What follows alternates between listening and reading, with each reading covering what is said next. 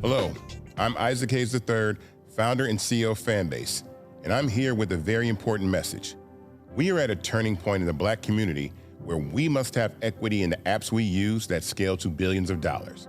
But this time, we own the infrastructure, we own the culture, and we shape the future. And Fanbase is the future. Fanbase combines the free functionality of Instagram, TikTok, and YouTube into an all-in-one platform built for the evolution of social media and monetization. With over 1.4 million users, that's real proof that we are shifting the conversation of tech ownership and equity for now. I want you to go to startengine.com/fanbase and invest today. The minimum to invest is $399.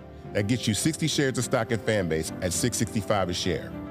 This marks a turning point in Black ownership of social media. If we don't take this opportunity to own social media right now, we will always be customers to our own creations. And that can't go on. So once again, go to startengine.com/fanbase and invest today. We must own the platforms where our voices live, our stories matter, and where our culture drives the world. Thank you.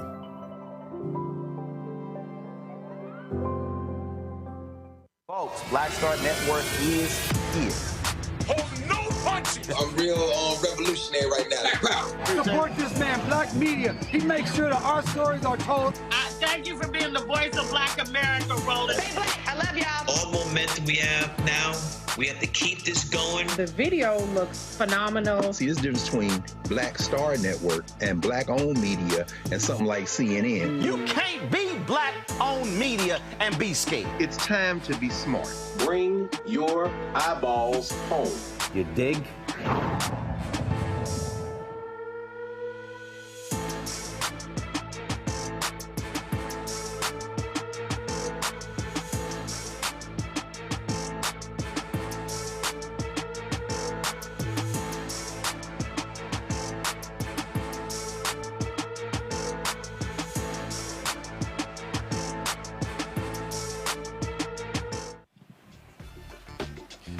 Folks, today's Tuesday, October 28th, 2025, coming up on Roland Martin Unfiltered, streaming live on the Black Star Network. We are live at the George R. Brown Convention Center here in Houston, where AfroTech is holding their annual conference. We'll be broadcasting here for the next 2 days, talking about all sorts of things, tech as it relates to African Americans. Now, on today's show, Republicans are always trying to steal elections. In Maine, Republicans literally want to get rid of the voting from home. Seriously, most people in Maine are seniors. Folks there are fighting back. Also on today's show, why the right wing losing their mind, going crazy because of historically accurate comments made by the dad of Gerald Mamdani. Dr. Gerald Horne from the University of Houston will join us to talk about this very issue. Also on today's show, today marks day 28 of the government shutdown. Another vote in the Senate. Democrats do not give in on the issue of health care. Also, historic moment is unfolding. The first African-American, first woman to lead the United States Steelworkers, Roxanne Brown, will join us right here on Roland Martin Unfiltered. Also, Jay Jones is in a tight race to be the next Attorney General of Virginia. He'll join us on the show as well. Plus, in our Marketplace segment, we feature a black-owned brand called E-Marie, redefining comfort with ultra-soft blankets and hoodies. It's a lot to talk about. It's time to bring the funk on Roland Martin Unfiltered on the Black Star Network. Let's go. He's got it. Whatever the miss, he's on it. Whatever it is, he's got the scoop, the fact, the find. And when it breaks, he's right on time and it's rolling. Best believe he's knowing. Putting it down from sports to news to politics. With entertainment just for kicks, he's rolling. It's on go, roll, y'all. It's Roland Martin.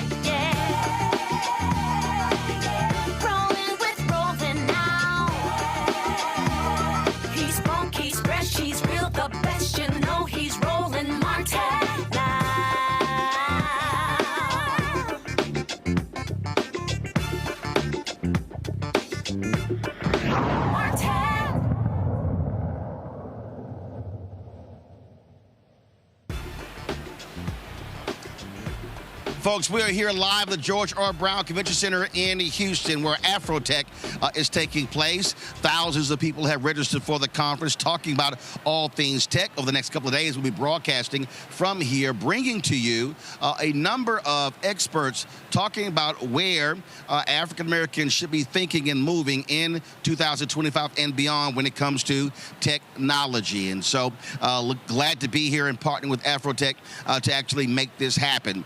Let's talk about what's happening in the world of politics. Republicans continue their dastardly ways of trying to steal elections. In Maine, they are trying to get rid of absentee voting. Guess what? 61% of the people in Maine are elderly. So here's what they've decided to do. It's a question called Question 1, and they put together some 25 changes in the very issue.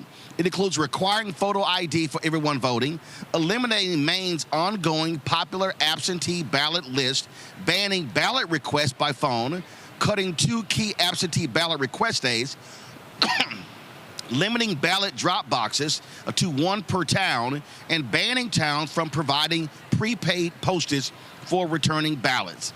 Again, Maine has one of the oldest populations in the country. As I said, 61% of seniors used mail voting in the last federal election, making Question 1 a direct threat to their right to vote. I was reading one story and literally said that senior citizen centers said, wow, we never knew we were going to actually become voting agents, and that's what they're actually doing. My panel, Dr. Mustafa Santiago Ali, former senior advisor for environmental justice at the EPA, joins us from Washington, D.C. Dr. Larry J. Walker, associate professor, University of Central Florida, from Orlando. Jesse Hamilton McCoy, director, Duke Civil Justice Clinic out of Durham, North Carolina. Jesse, I'll start with you. We've seen this over and over and over again. This is what Republicans do. And they have been on record as saying it.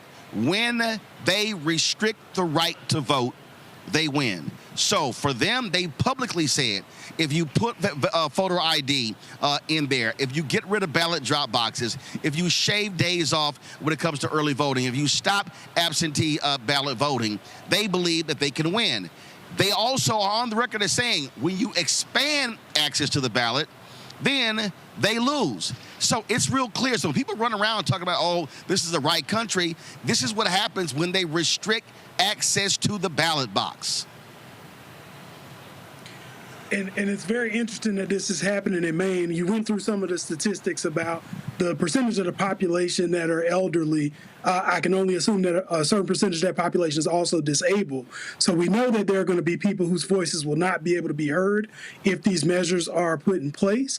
And it seems like this has been more of a national campaign in the quest to, if anything, conserve or save power that they've already got, because they know that people are not largely happy with the results of where government has been going.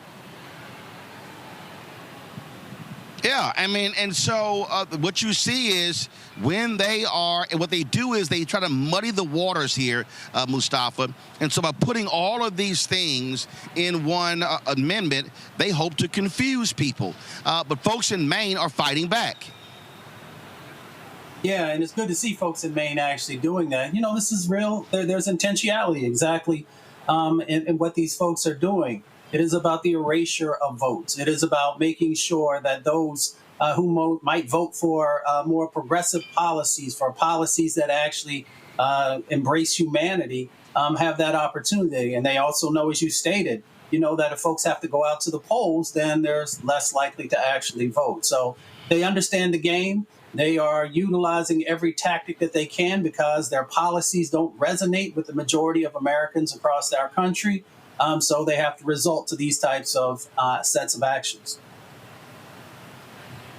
And we've seen this thing before where Republicans changed laws in Maine. And guess what, Larry? The voters came back in the next cycle and changed the law right back.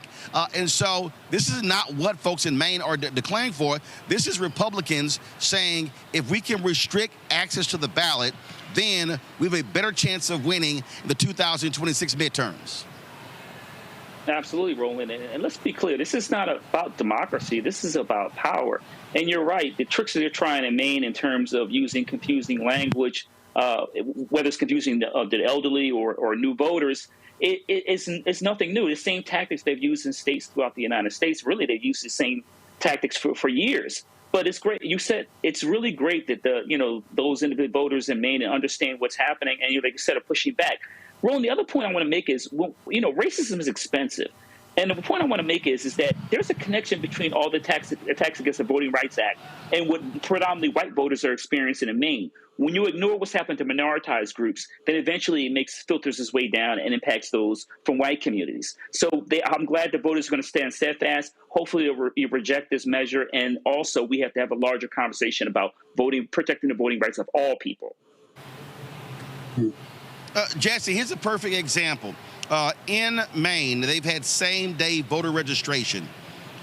That's right there. It's been there. Now, in 2011, the Republican-controlled legislature voted to repeal that law, and the citizens said, oh, hell no. What they then did was they used what is called a people's veto to restore that. So that's a perfect example of what happens when the people stand up. But this is what Republicans wanted to do. They wanted to get rid of same-day voter registration. Absolutely. And, I can only imagine that with all these things coming to a head around the same time, they know that the people are going to be active participants in their democracy. They know that the people want something vastly different than what the Republican agenda is. And so the only way that they know to silence people's votes, or at least to create impediments that inhibit people's ability to be able to vote and express that opinion, is by these games that they're doing. And we're seeing it, especially in Maine, but not just in Maine. We're seeing this around the nation where districts are getting gerrymandered so that there are fewer and fewer Black representatives who could be elected to go to a space. So this is part of a national agenda to conserve the power within the Republican Party. And this is one of the reasons why, Mustafa, again, folks who believe in the right to vote have to understand they are going to try to use every trick available, especially in places where they control the legislature and they have the governor's mansion. Even though you have a Democrat who's the governor, Janet Mills, there in Maine, but more of this is going to happen. We need to be prepared for this. This is why we also tell people, when you do not vote, you make it easy for them to do these things. Yeah.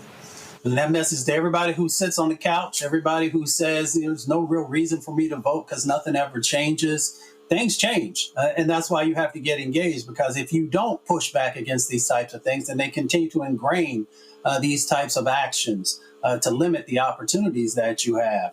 So everybody has to get engaged, but we also have to be authentic partners in this process. So no matter if you're in Georgia or if you're in Maine or if you're in Illinois or a number of locations across the country, this is why folks have to come together.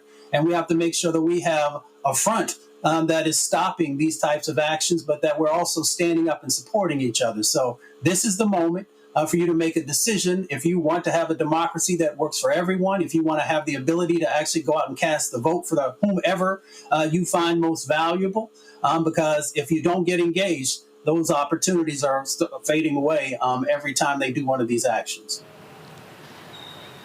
And here's the thing here, Larry. They've been very clear. Paul Weyrich, who died several years ago, he was a founder of the Heritage Foundation. He was one of the founders of the Moral Majority.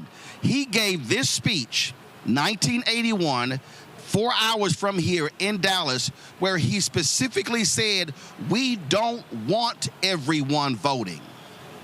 Listen. No.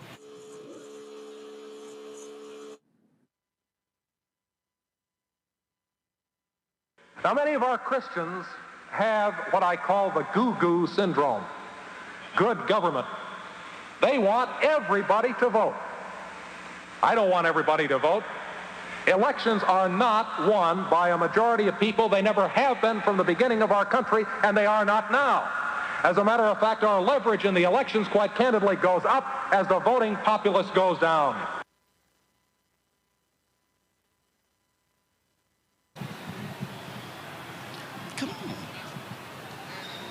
Right there, Larry. He makes it clear. They do not want everyone to vote, and that has been their strategy since 1980 when the moral majority came to fruition nationally. Yeah, so, that's that kind of the beginning of that neoconservative movement. And you're right, Roland. I mean, he made it explicitly clear.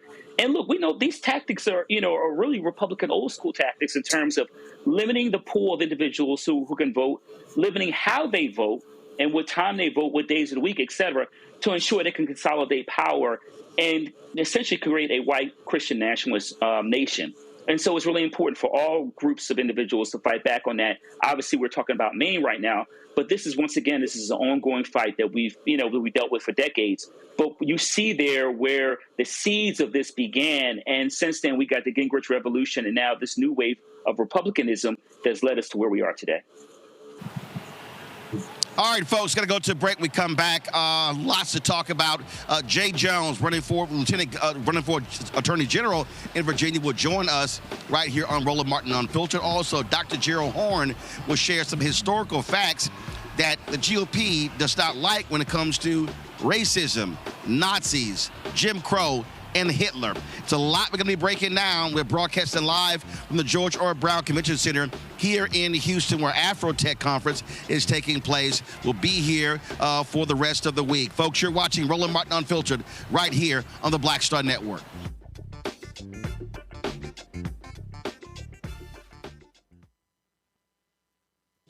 Josh Cole became a pastor and delegate to serve his community. That's why Josh is fighting to lower costs for families hurting from inflation and make sure we can all afford quality health care. But Sean Steinway has embraced his MAGA backers who support Trump's mass firing of federal workers and the MAGA plan to ban abortion with no exceptions. We deserve better than Sean Steinway. I'm Josh Cole, candidate for delegate, and I sponsored this ad.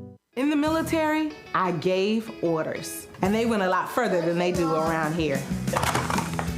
If there's one thing I've learned as a mom and foster parent of more kids than I can count, investing in their future isn't a choice.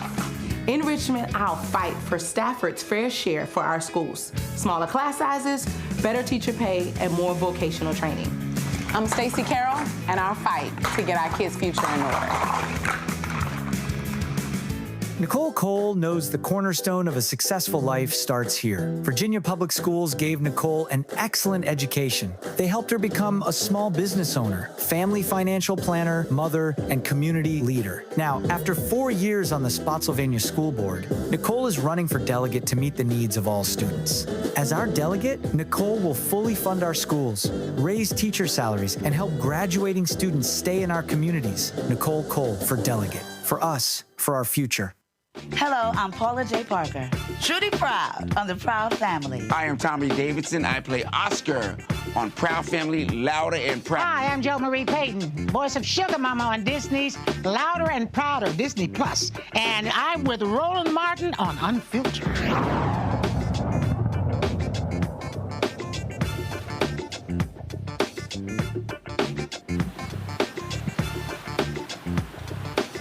All right, folks, we are back. We are live. Yeah, we live, bro. We live. We're live here on Roland Martin Unfiltered from the Georgia Brown Convention Center here for the AfroTech Conference. Day 28 of the Donald Trump MAGA federal government shutdown. 13th time the United States Senate did not move forward with approving a continuing resolution to keep the government funded. What we're seeing, Democratic leaders from 25 states in D.C., they're suing the Trump administration to stop food stamp benefits from being cut off. The USDA has announced it will not tap into a $6 billion backup fund, putting SNAP benefits for 42 million people at risk for the first time in 60 years. The lawsuit, led by attorneys general from Massachusetts, California, Arizona, and Minnesota, argues the USDA is legally required to keep SNAP running and calls the plan suspension arbitrary and capricious. In California, about 5.5 million people are CalFresh recipients. They could lose funding for their EBT cards. In November, Governor Gavin Newsom says the lawsuit aims to force the Trump administration to do right by the American people. These guys need to stop the BS in Washington, D.C. They're sitting there in their prayer breakfasts. I mean, maybe they got an edited version of Donald Trump's Bible, and they edited all of that out. I mean, enough of this. Cruelty is the policy. That's what this is about. It's intentional cruelty, intentionally creating anxiety for millions and millions of people, 5.5 million here in our home state. So, again, our state of mind is pretty clear. We're going to win this lawsuit. All right, folks, let's go back to our panel. Mustafa Santiago Ali, also joined us by Larry Walker, Jesse Hamilton McCoy. Listen, Mustafa, we see what's going on here. Republicans, they don't give a damn about poor people. They don't give a damn about poor white people, poor white conservative people. This is about appealing to their base, pure and simple. That's what their strategy is. That might be what their strategy is, but it is a flawed strategy. You know, we've got, 40 million folks who benefit from being able to have SNAP. We know that about 2/3 of those are children. So you're sending a very clear message about, the soul of your party, really, because it is soulless. If you're allowing children to actually starve, if you're allowing the most vulnerable to not have the nutrition that they need to be able to just function. So I hope folks will actually unpack this, because whether you're from Appalachia or you're from the breadbasket in our country or you come from these urban centers, everyone will be impacted. And that's why you have to raise your voice. You have to let folks know what your set of expectations are. I have never met, in the thousands and thousands of places that I've been across this country, anyone who says that children should starve. Anyone that says that in the richest nation on the planet, that folks should not have the food that they need to be able to survive. So that's literally what we're dealing with. We don't have to wrap it up in pretty bows and that type of thing. We are making a decision between who lives and who dies in this country. And that's why, Larry, these people, they are not pro-life. They don't care if folks starve. They don't care if they don't die. And that's just simply their state of mind. They do not care. Yeah, they're more concerned about the top 1%. We saw that from the tax cut they got not too long ago.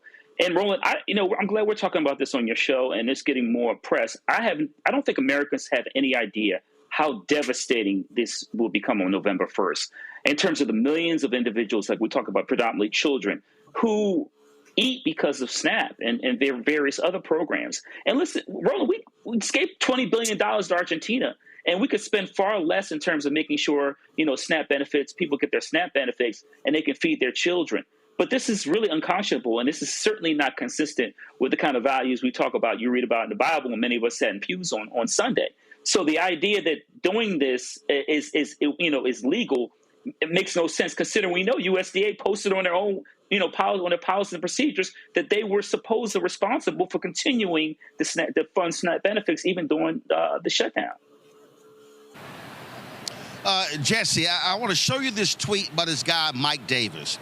Mike Davis is a former chief counsel for nominations for the Senate Judiciary Committee. He was a law clerk for Supreme Court Justice Neil Gorsuch. He is a big-time right-winger. This is a tweet that he sent out a few days ago. He said, "We should only help people who can't help themselves. It's outrageous that 40 million people get food stamps. Get off your fat ghetto asses. Get a job. Stop reproducing. Change your shitty culture. Stop giving food stamps to immigrants. We don't want you here if you won't work." That right there, that sums up today's Republican Party as to how they feel about people who are on food stamps. And I think another thing that he is trying to do is he is trying to paint the narrative of who is actually receiving these benefits. And that narrative isn't consistent with what the data has shown. So we know that there are places where people are receiving benefits, but it may not necessarily be called SNAP, just like it may not necessarily be called Medicaid, right? We know that there are places where people who do not look like you or I are receiving these benefits, but yet his tweet gives off this connotation that somehow it's the other that is taking from them. It is Black people. It is people who are immigrants. It is people who are Latino. It's taking away. And I think the problem that we're getting ready to see in mass scale is that folks don't even know that they're going to be impacted by this because they feel like they're not the complexion for which this is going to devastate. I also believe that in many regards, a lot of people voted for this, right? This is what they voted for. They wanted to have a Trump administration 2.0. He was clear about his stance with, Project 2025, even though he tried to distance himself. We knew what it was. This is clear. And so this was to be expected. I do find it disturbing that the Food and Drug Administration is deciding to hold out money that it already has in a reserve to not make sure that the program is funded. But again, I think the connotations based on exactly what he said in that tweet determine who they think are going to suffer from these decisions. Yeah, I mean, this is what we're dealing with, and people just simply have to understand. Cruelty is the point, as Adam Sir wrote regarding the Supreme Court and these MAGA folks. Cruelty is the point. That is exactly what their strategy is. They do not care, and that's what they think. And you're right. There are more people who are on food stamps who are white than Black or Latino, but they know what media has done. It has created the perception over the last few decades, Mustafa, that when it comes to food stamps, it's Black people. When they say fat ghetto asses, they're not talking about that obese white woman in rural America. They are talking about Black people. Well, he needs to actually come with me on a tour, and I will take you throughout Appalachia. I'll take you through Western Pennsylvania and West Virginia and Southern Ohio and Eastern or Western Tennessee and Kentucky, and you will actually see the folks who are being the recipients of these benefits because we don't want them to starve either. We also got to understand in this moment, that this is also the working poor. So they make it sound like folks are sitting on their behinds. No, your whack policies have actually created a dynamic where people can't make enough money to survive. They can't make enough money to actually put food on the table for their families. So they have to have the federal government, and rightly so, because their tax dollars are there to be able to help to supplement what's going on. The other part that he doesn't talk about is the fact that people are about to lose their health insurance, or it's about to become so expensive that if your body is worn down because you don't have the nutrition that you need, now you can't even go to see a doctor for them to be able to help you along your journey as well. So their policies have compounding effects. Their policies are whack. Their policies are not helpful on the economic side of the equation, because we understand with SNAP benefits, there's also an economic component. There are studies that have shown that it helps. For every dollar you invest, you get $1.25 or $1.50 back into the to the economic drivers in our country. So we need to just be very clear and don't allow these folks to continue this misinformation and disinformation and false narratives about who is the recipient or how those benefits actually help our country to be better. Absolutely. And so we'll be talking more about this here. Again, we are approaching that critical day, November 1st, where you're going to see a lot of this stuff change. We'll see what happens. All right, folks, got to go to break. We come back. A woman has never led the United States Steelworkers. That's going to change come March. We'll talk to her next right here on Roland Martin Unfiltered on the Black Star Network. Folks, be sure to support the work that we do. We are here at the George R. Brown Convention Center at the AfroTech conference. And, of course, we'll be here for the next couple of days. Your support for this show allows for us to be able to travel all across the country, covering events, covering stories, covering things that nobody else is covering. So if you want to support our work, please do me a favor. Do this here. Go to, if you want to use Cash App, use the Stripe QR code. You see right here the QR code in the left-hand corner. Use that QR code for Cash App, credit cards as well. PayPal's R Martin Unfiltered. PayPal's R Martin Unfiltered. Venmo's RM Unfiltered. Zelle, Roland at RolandSMartin.com. Roland at RolandMartinUnfiltered.com. Checks and money orders. Make it payable to Roland Martin Unfiltered. P.O. Box 57196, Washington, D.C. 20037 7-0196. Back in a moment.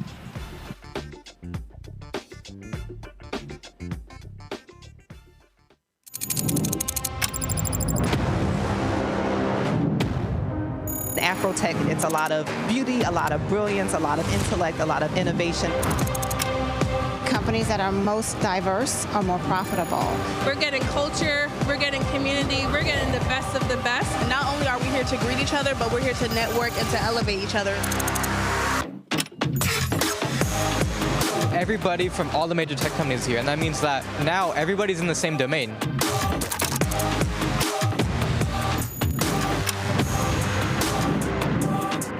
This is the premier event every year. This is really where we could take off. You can go fast by yourself, but we go farther together. This is where you're supposed to be.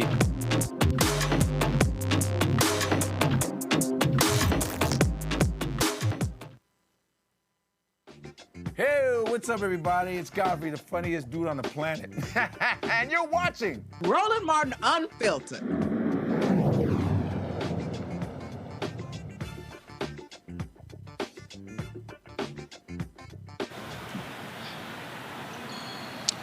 Folks, we're here at the George R. Brown Convention Center for AfroTech, broadcasting live for the next couple of days here. Looking forward to being here. All right, folks, for the first time in history, come March, a woman will lead the United States Steelworkers. Roxanne Brown will be sworn in as president. She currently serves as the union's international vice president at large, North America. She has long advocated for every employee. And, of course, the USW represents some 850,000 workers across America. Roxanne joins us right now. I'm glad to have you here on the show, Roxanne. Congratulations. Thank you so much, Roland. I really appreciate it. And thank you so much for having me on tonight. So for folks who don't understand how critical this is, I mean, let's just be honest. When you look at the history of steel workers, it's always been, presented as these big, burly men, working dirt all over their face with a lunch pail. So this idea that women are also steel workers could be a surprise to some people. That's right. It's a new day at the Steelworkers Union. And I think it's really important, actually, to the point that you just made, Roland, that we actually break down that narrative of what a steelworker looks like. I'm a steelworker. I'm a Black woman immigrant from Jamaica who is a proud member and leader of the Steelworkers Union. And it's not just me. There are tens of thousands of steelworkers who look like me, and thousands that share my background. So I'm just proud of our union. Proud that we're stepping into this moment where we break down the stereotype of what a steelworker looks like and where a steelworker works. How long have you been a steel worker, and how in the heck did that happen? When did you decide to say, this is what I want to do? You know, I'm going to age myself. I'm about almost 30 years with the Steelworkers. Next year will be my 27th year. And I started when I was just a babe. I was 19 years old. And I started in our Washington, D.C. office, our legislative and policy office in Washington, D.C. And I come from a labor family. My mom was in the nurses union. My aunt was a member of AFSCME, CSCA in New York. And so I come from a proud labor family, but I was privileged to be introduced to the Steelworkers at just a young age of 19. And the rest, as they say, is history. One of the things that we are seeing, obviously, we have seen the impact of foreign steel in this country. That was a huge merger that was very contentious very recently as well. And so give folk an understanding of this reality of how, and because people keep forgetting, people can yell America first all they want to, but we're operating in a global economy.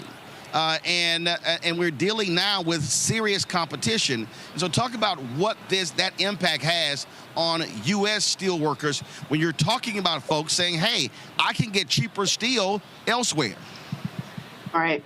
I appreciate that question, Roland. You know, every industrialized nation, every powerful nation needs to have a strong domestic industry, period. But certainly a strong domestic steel industry. And our union has fought for over 4 decades to ensure the strength of the domestic steel industry. We are not unopposed to competition. We need to have competition at the global level, but we like fair rules in the global marketplace. And so what we have fought for over 4 decades is against unfair trade. And our members have dealt with unfair imports that have devastated, quite literally, the domestic steel industry and devastated communities all across this country. So our union has leaned into policies, trade policies that level the playing field, that allow steel companies to compete in the global marketplace, that allow our members to have their jobs now and into the future. And that allows there to actually be a domestic steel industry, not just in 2025, but well into the future. These are good family-sustaining jobs that have quite literally raised families for almost 100 years in this country, and we want them to continue into the future. You referenced Nippon. I think that's what you're referring to is the Nippon U.S. Steel. Yes. The Nippon's acquisition of U.S. Steel. Our union was not supportive of that acquisition because Nippon, unfortunately, is one of those companies that has engaged in unfair trade when it comes to their steel products coming into the United States that has led to impacts on U.S. jobs. So we want companies that are committed to U.S. jobs, that are committed to U.S. industry, that are committed to having strong industry going into the future. And we did not believe that Nippon shared those values. Now they've acquired U.S. Steel. Now we go into bargaining with U.S. Steel and Nippon next year.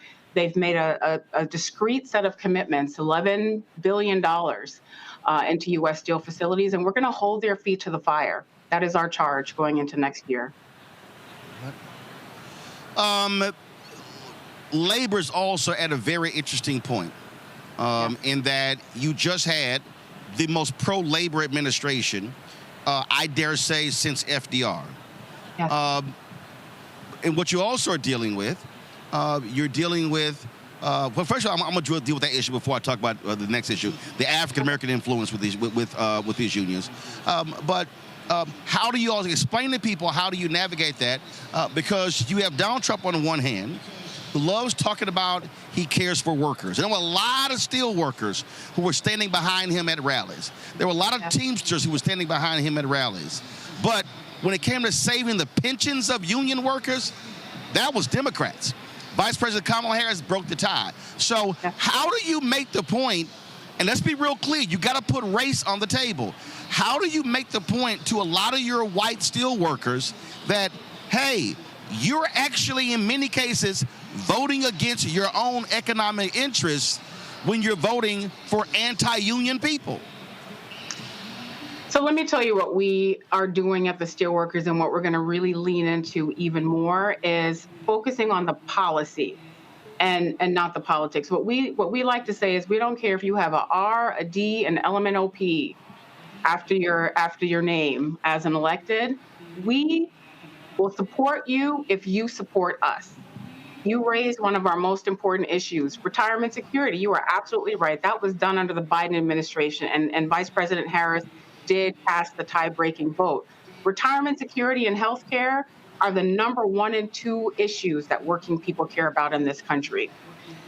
We're educating our members to make sure that they understand when it comes to the issues that they most care about, health care, retirement security, collective bargaining, safety and health, that they have to stand with those who stand with us. And we're making them pay attention to what is happening right now.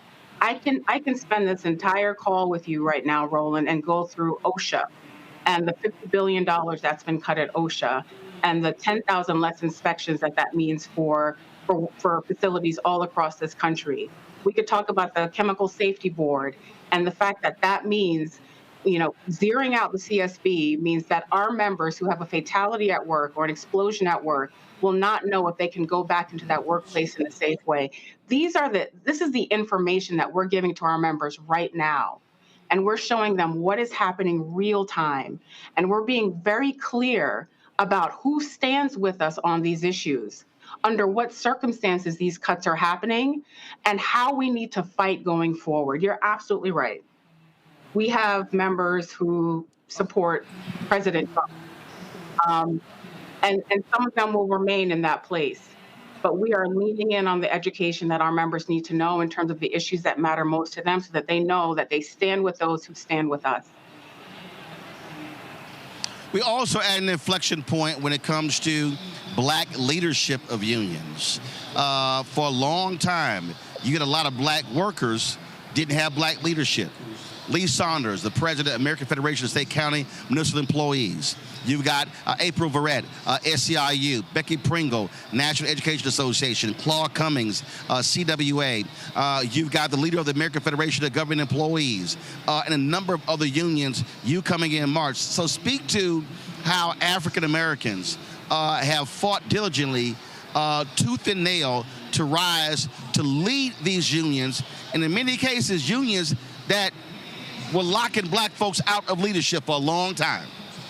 Yeah, I appreciate that, and hats off to all those leaders that you just mentioned. They're my friends and my colleagues, and I am so proud to serve in this labor movement with them. It is a new day, as I mentioned at the beginning of this conversation, where working people are just throwing down, and working people want to be represented by those people who are going to have their backs. Every single one of those leaders that you raised have their members' backs. They have the backs of working people. Our members know that I have their backs as well. That is all that people want. People just want to know that you're going to fight for them, that you're going to show up for them when it most matters. Roland, going back to the pensions that you mentioned with the Butch-Lewis Act, we fought so hard to make sure that the people who earn their pensions will retire in dignity. That wasn't just the leaders that you mentioned that fought. It was the entire labor movement, and that's what working people want. They want leaders who have their backs. And so I think, in today's labor movement, we're breaking down those color lines, because it's about leadership. It's not about the color you are. It's not about the race that you are. It's about whether or not, when workers need you to stand up for them the most, that you will, and that you will show up.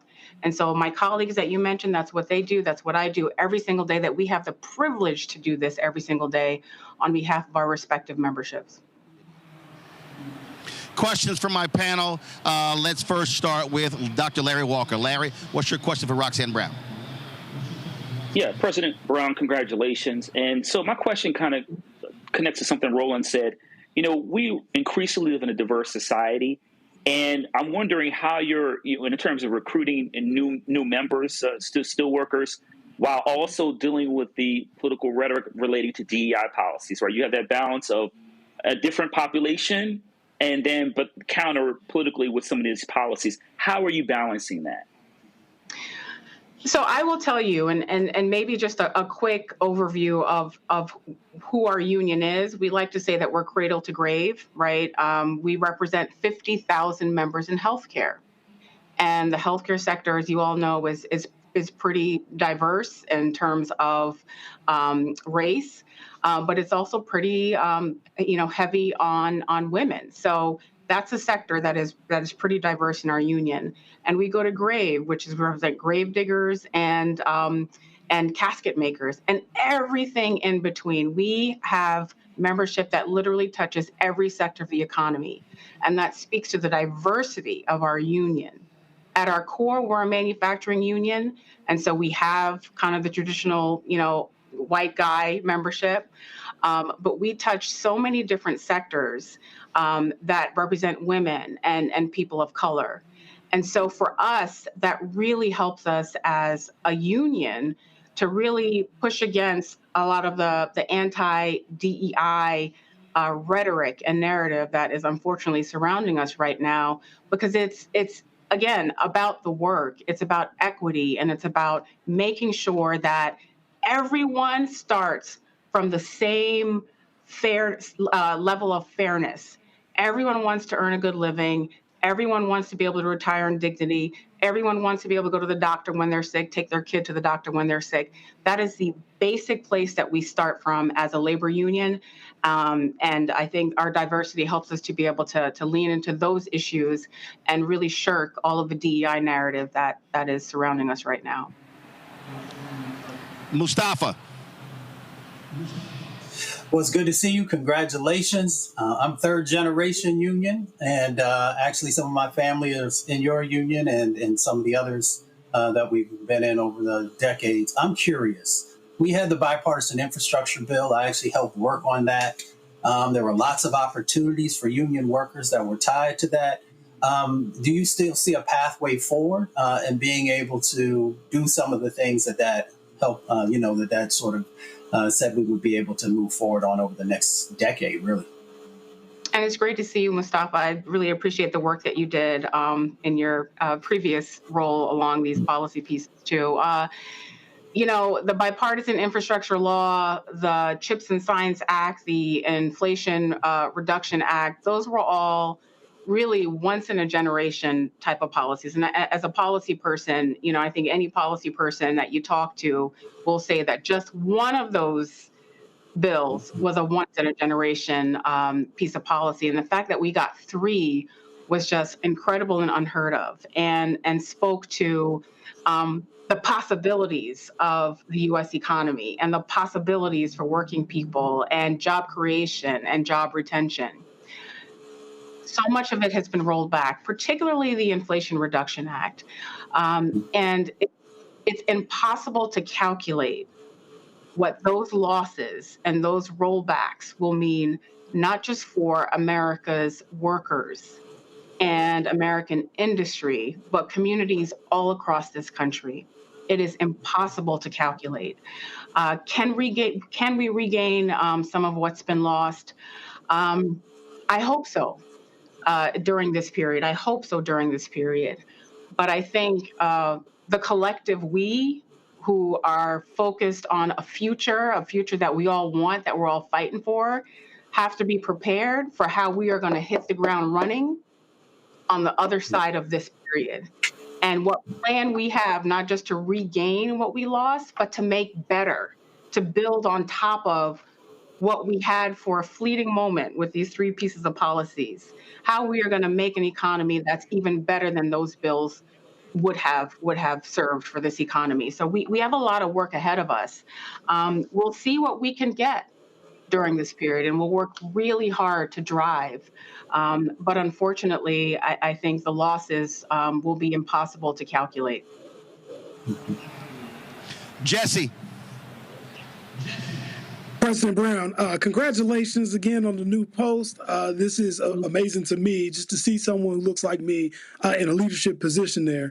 I am curious about, given all the things we've talked about with political issues, with economic challenges, for this upcoming year, what do you see as the biggest challenge for the United Steelworkers Union? Well, next year is a major bargaining year for us across a lot of our major industries. From oil to aluminum to tires to pulp and paper to steel towards the late summer into the fall. So the financial uncertainty that has been created by this administration is going to make all those bargains very difficult, I think, because today is October 28th, 2025. We have no idea what the economy is going to look like in January when we start bargaining with the oil industry, much less late summer when we start bargaining with the steel industry. So the biggest challenge for us is economic uncertainty as we go into bargaining with these major industries. Going into next year, that's our biggest challenge. All right, then. Well, again, Roxanne, congratulations. March, you'll be installed as president. How long is the term? 4 years. All right, then. Well, I look forward to meeting you in person, and certainly congratulations on this historic achievement. Thank you so much, and thanks so much for having me on tonight. All right, thanks a lot. Oh, wait, hold up. I did one more thing. I'm sorry, I forgot. Uh-oh. I saw this yesterday, and you just want to see brain dead. So Trump's Department of Labor, I don't know if you saw this, they put these graphics out on social media depicting the American worker. Control room, look at this.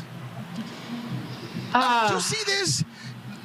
I see it. This is literally on the Twitter feed of the United States Department of Labor using these 1940s, 1950s images of all white people depicting the American worker.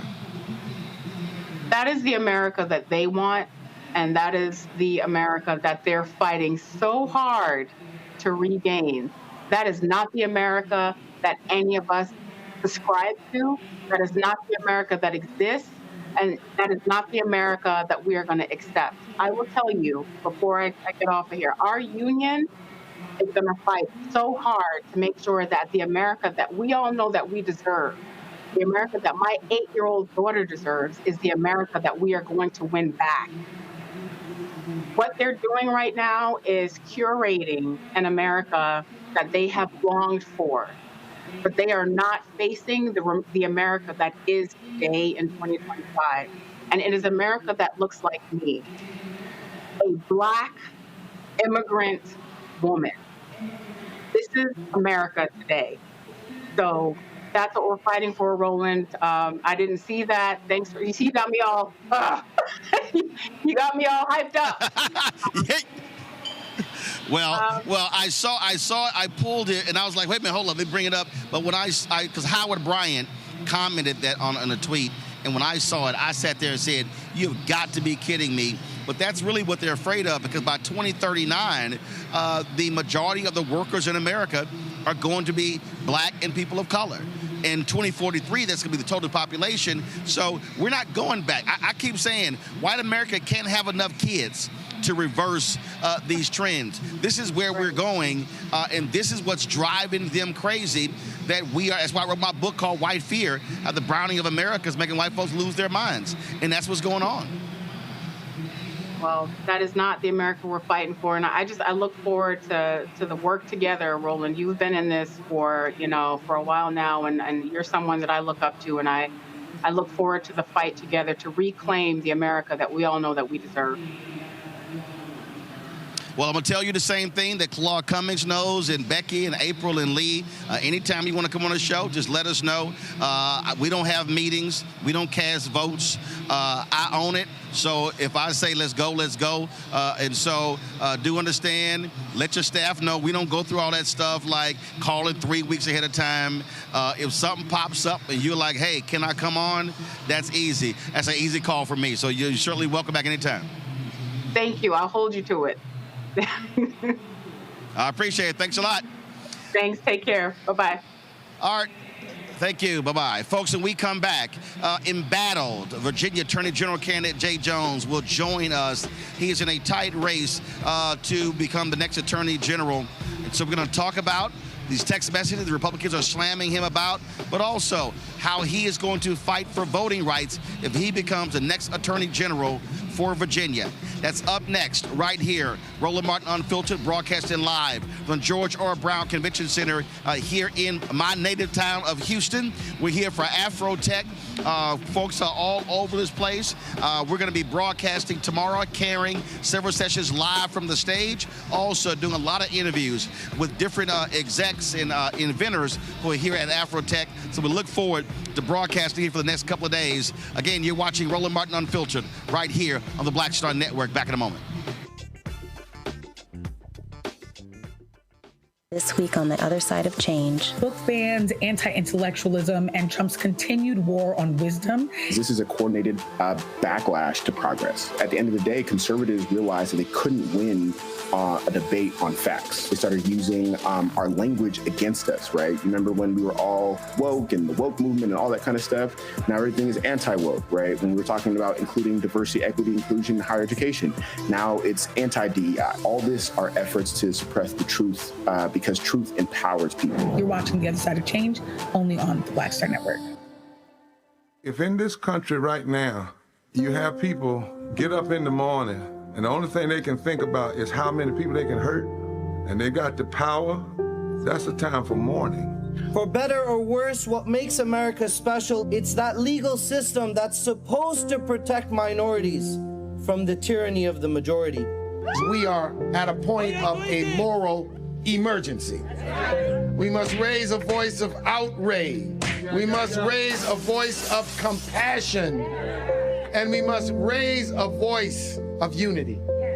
We are not in a crisis of party versus party. We are in a crisis of civilization, a human rights crisis, and a crisis of democracy itself.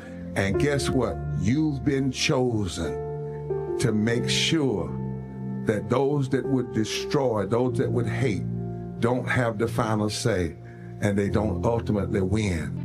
Next on The Black Table with me, Greg Calker. Why the America we live in today is not what the founders intended or what they outlined in the Declaration of Independence and even the Constitution. Professor and author Kermit Roosevelt will join us to talk about his book, The Nation That Never Was. How history was misinterpreted, the intent and realities of America's beginnings, and missed a much better story in the process. So if you have to pick some group to marginalize, I think it should be the people who are against equality. That's next on The Black Table, right here on the Black Star Network. Carl Payne pretending to be Roland Martin. Holla! You ain't got to wear black and gold every damn place, okay? Ooh, I'm an alpha, yay. All right, you're 58 years old. It's over. And you are now watching Roland Martin Unfiltered. Uncut, unplugged, and undamn believable.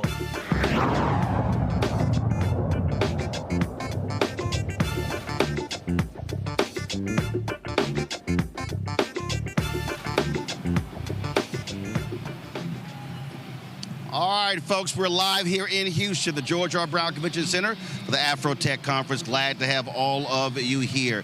Folks, Election Day is 1 week away. Critical races happening across the country, including a number of statewide races in Virginia. One of the hotly contested races is the Attorney General's race, pitting Jay Jones against Jason Miyares. This, of course, is a very tight race and has only gotten tighter as a result of some text messages that were released. Republicans are running commercials left and right.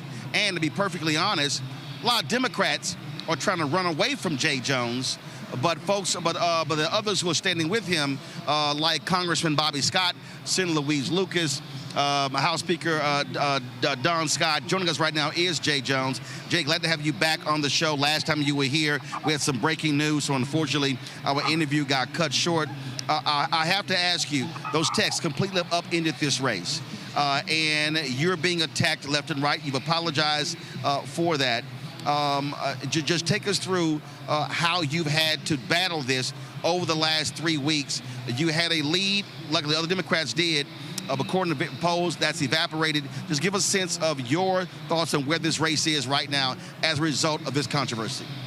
Well, look, Roland, it's great to be back with you, but let me first just say this campaign has always been bigger than me. It's about whether or not we're going to protect Virginians or let Donald Trump and large corporations continue to raise prices and control our Commonwealth. And from the start of this campaign, we've been talking about the rising cost of living here in this Commonwealth and federal overreach that the Trump administration continues to do, which is a driving factor for voters. And so these issues are a direct result of Jason Miyares failing to stand up to Donald Trump's extremism. And we're going to use these next 7 days to make sure voters know that. This race was always going to be close. He is an incumbent. He's well-funded. The MAGA ecosystem is behind him. But we have been fighting every single day to make sure that Virginians know the choice in front of them, that the stakes could not be clearer. And that's what you're seeing in these final days. People are checking in, and they know that they don't want Donald Trump running their lives anymore and putting us in a bad spot. And as Attorney General, I can't wait to see Donald Trump in court because I'm ready to hold him accountable.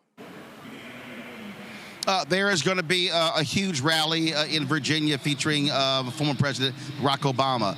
Are you speaking at that rally? Are you going to be there? Look, I'm excited that the president is coming, and we are all hands on deck here in Virginia. That's why everybody is coming down to make sure that they know that we have an election. You've had governors here. You've had senators here. I'm excited to welcome President Obama to Virginia because he knows the stakes. And like I just said, they couldn't be higher and they couldn't be more clear. And the choices are very stark. And so we have an opportunity not only to chart a new course here in Virginia, but to elect the first black attorney general in the 406-year history of this Commonwealth. You have several things going on. Obviously, you got critical races happening around the country, lots of television commercials, lots of radio commercials, lots of digital ads. But the reality is votes are won with boots on the ground. What does your ground game look like? How many folks do you have out there? What are the critical places that you need to turn out in big numbers, namely the place where you're actually from? How important is that? Because one of the things that I keep saying repeatedly for African Americans, and that is where we have significant votes, we've got to be hitting a minimum of 70% turnout so we are maximizing our vote. Well, look, our coordinated campaign here in this Commonwealth is the most robust and largest that we've ever seen, supporting candidates from top to bottom. And everybody knows that we have invested millions and millions of dollars to make sure that our turnout program is the best that we've ever seen here in Virginia. And so I'm excited to see this in practice, right? We have had early vote going on since the middle of September, and it ends on Saturday, November 1st. And then we've got Election Day next Tuesday. So this is going to be a critical push for us and a huge piece of the puzzle. I'm from Norfolk, Virginia.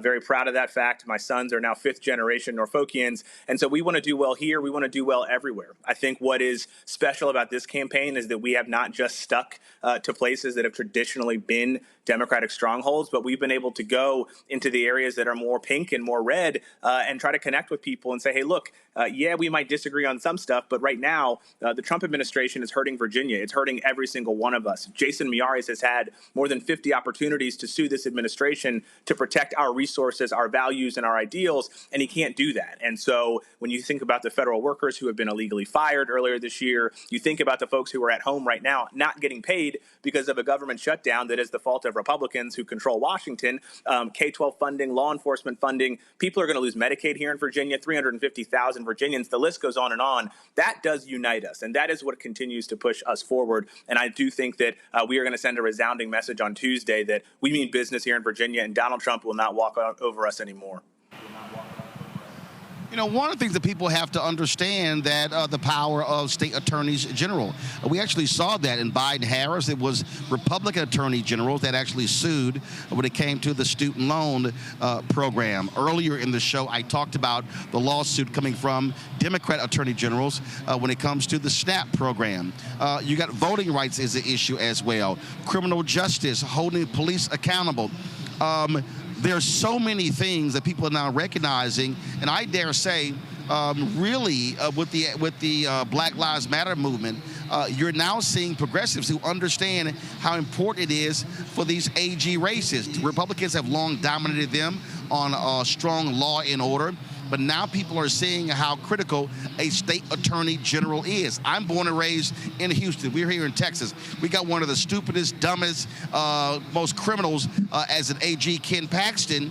And unfortunately, he has used the power of the AG's office to go after Harris County when it comes to voting and so many different things along those lines. So a state attorney general is a hugely important position.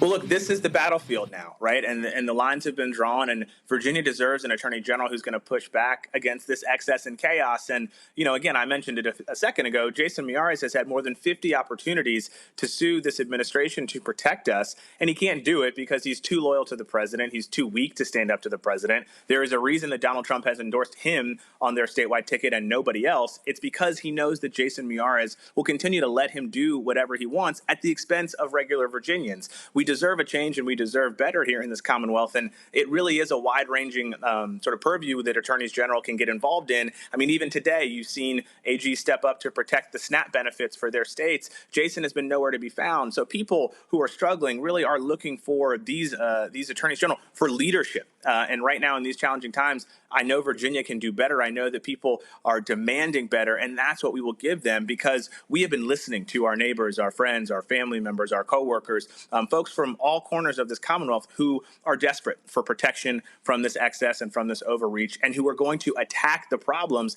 that we have here head on, lowering costs, keeping our communities safe, making sure that we protect our children, and on down the line, as opposed to doing what one person in Washington wants you to do. Again, Jason Miyares continues to let Donald Trump do what he wants. Virginia is ready for something different. And again, I think there's going to be a loud message that's sent next week that we are a place that Donald Trump cannot win. He was not successful in 16, 20, or 24. And as we look at moving ahead, this is another sort of chance for us to send a resounding signal that we are better than what we've seen over these last 9 or 10 months in particular, and that we can be the light in the darkness for folks as we head into 2026. On that point, some 850,000 Virginians receive SNAP benefits. And as I said earlier, the AGs in Massachusetts, California, Arizona, Minnesota, and others are participating in that lawsuit. You talk about if you win, becoming the first African-American attorney general in Virginia. You've got African-Americans who are attorney generals in Nevada, in Illinois, in Minnesota, in Massachusetts, in several states. And so that is a different state of mind. And again, having someone in that position using the power of that office to sue the federal government really is important. Well, look, we deserve our fair share. We deserve the money that is supposed to be coming into our state and into our communities. When you think about the missed opportunities that we've had, K-12 funding has been on the chopping block. Funding for law enforcement so that we can keep our communities safe. Things that we hold near and dear have gone unattended to here in Virginia because Jason Miyares is too weak to stand up to Donald Trump. The choice could not be more clear. If you want someone who's going to take orders from Donald Trump, Jason Miyares is your person. But I have laid out this vision for Virginia where we have an attorney general who's going to push back on the excess and the overreach and the chaos, sue to protect our values and our ideals and the things that we hold near and dear to our hearts, and make sure that we're using the office to be responsive to these problems that we're seeing right now caused by the Trump administration. Our regional economies here in this Commonwealth have been destroyed because of the tariffs that Donald Trump levied, which have been declared illegal. Attorneys general sued to stop those policies and had success. But when Virginia has not participated, we don't get to avail ourselves of those protections. That has been devastating for the state, and we have an opportunity to do better on Tuesday. And and I'm really excited about it because I do think that people from Northern Virginia down to Hampton Roads out to Southwest are sick and tired of being sick and tired. And this is our moment to shine. And I am confident that we are going to have success on Tuesday. And as we move into 2026, join those lawsuits and get Virginia back on a better course. We heard Democrats say that they may very well do redistricting in Virginia. Your thoughts on that? Should they make that move?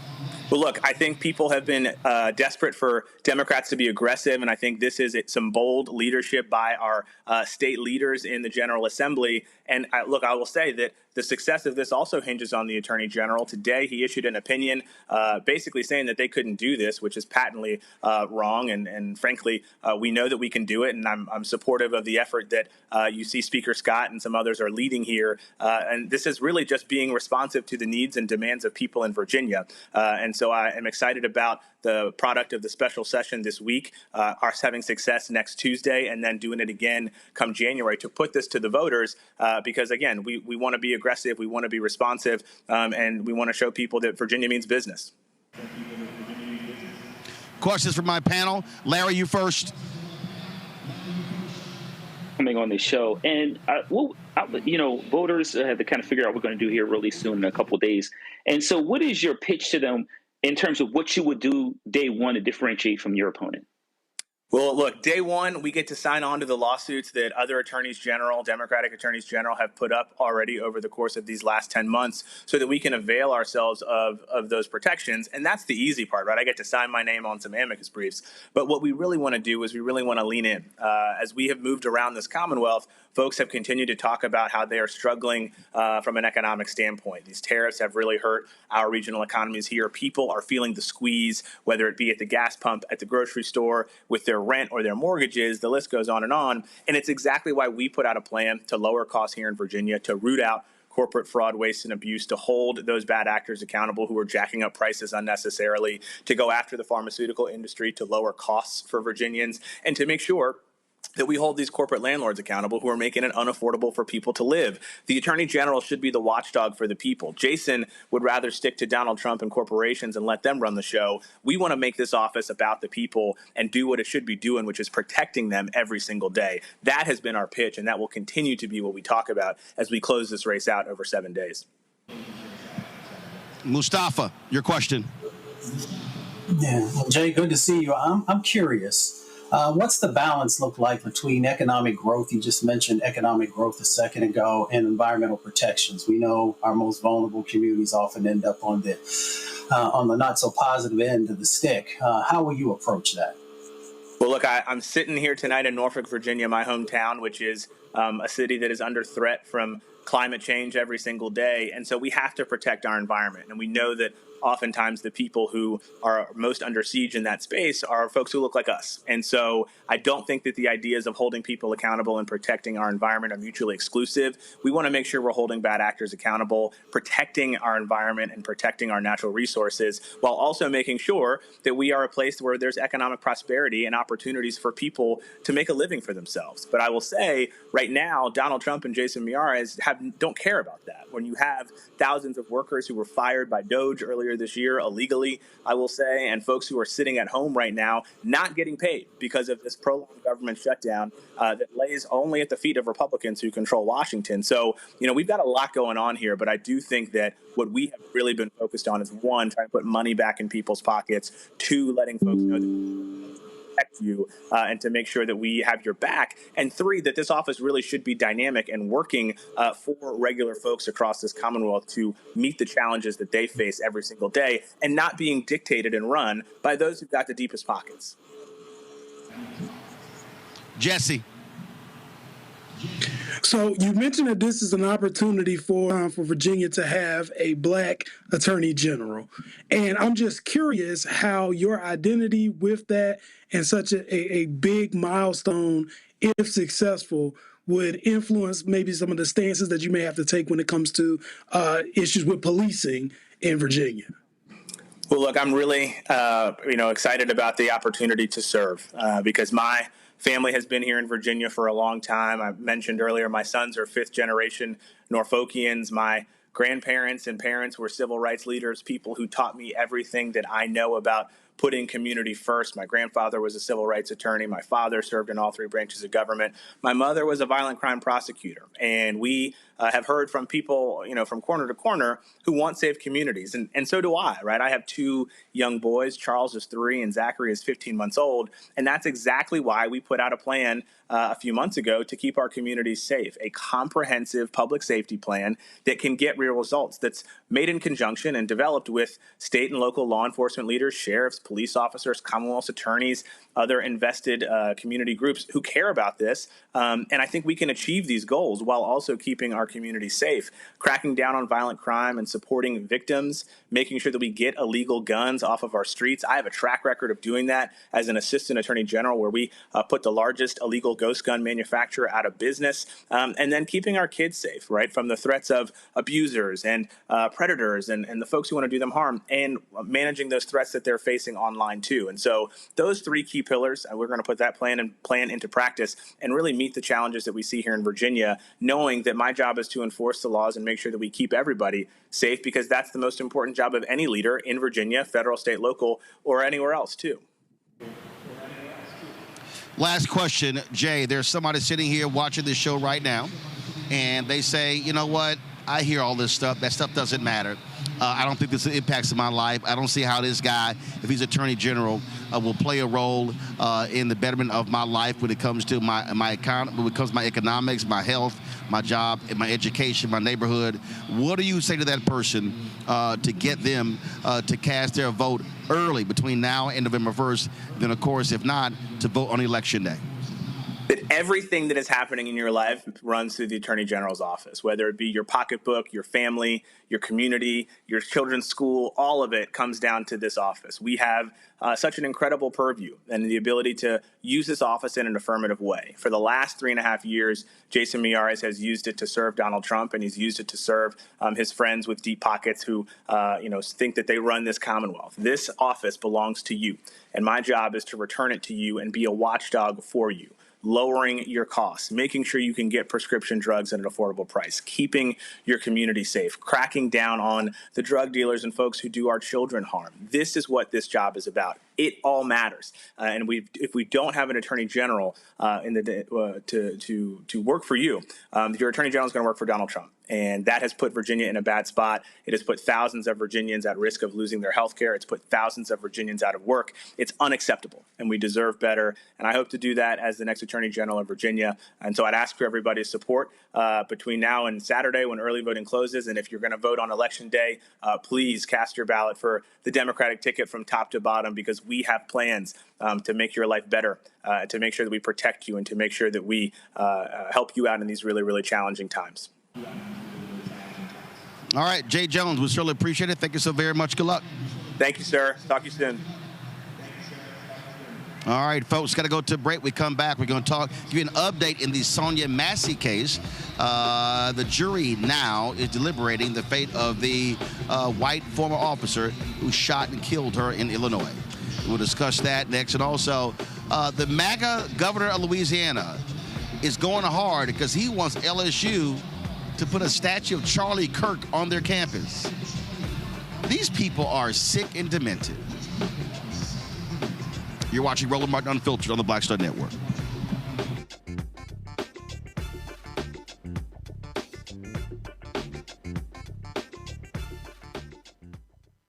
In the military, I gave orders, and they went a lot further than they do around here. If there's one thing I've learned as a mom and foster parent of more kids than I can count, investing in their future isn't a choice. In Richmond, I'll fight for Stafford's fair share for our schools. Smaller class sizes, better teacher pay, and more vocational training. I'm Stacey Carroll, and I'll fight to get our kids' future in order. Nicole Cole knows the cornerstone of a successful life starts here. Virginia Public Schools gave Nicole an excellent education. They helped her become a small business owner, family financial planner, mother, and community leader. Now, after 4 years on the Spotsylvania School Board, Nicole is running for delegate to meet the needs of all students. As our delegate, Nicole will fully fund our schools, raise teacher salaries, and help graduating students stay in our communities. Nicole Cole for delegate. For us, for our future. As a pastor, I hear a lot about trips to the doctor, bills piling up, jobs being lost.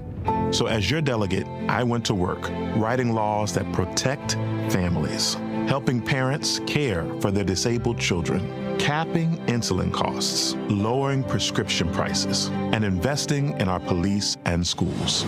I'm Josh Cole, and as your delegate, I'm working to keep us strong and safe. Hey, I'm Mark Morial, President and CEO of the National Urban League, and I'm watching Roland Martin Unfiltered.